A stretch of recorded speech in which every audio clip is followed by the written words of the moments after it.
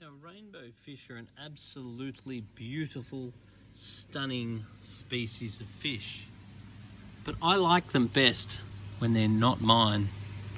And the reason why I'm saying this is because all rainbow keepers can tell you with absolute clarity about how distraught they've been when something actually goes wrong with these fish. Because when they're babies, they're really quite plain, and then it can take literally years to grow them up to become these spectacular looking fish.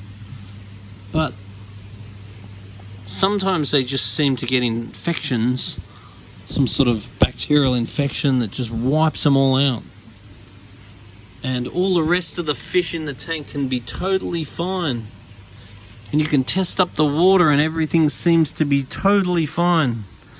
And you can do the same thing as you've done for the last couple of years and everything's totally fine. But for some reason they just get some weird infection and you lose all your favorite rainbows, and it's absolutely devastating.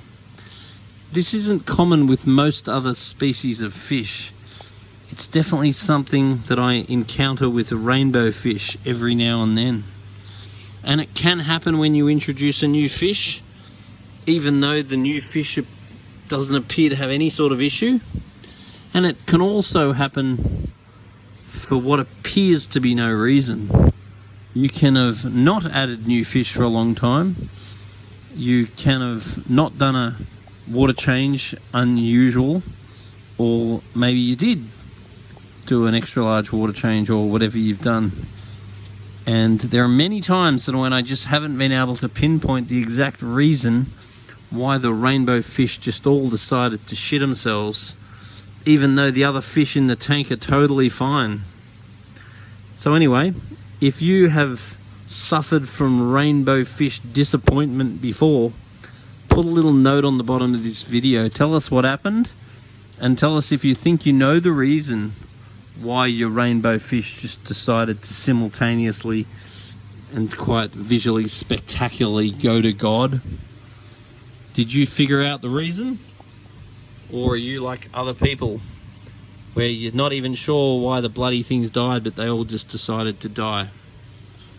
And particularly if you've been growing up the big ones for a couple of years, the disappointment is heartbreaking. Anyway, have you kept rainbow fish before? How did they go? Did you have any disasters?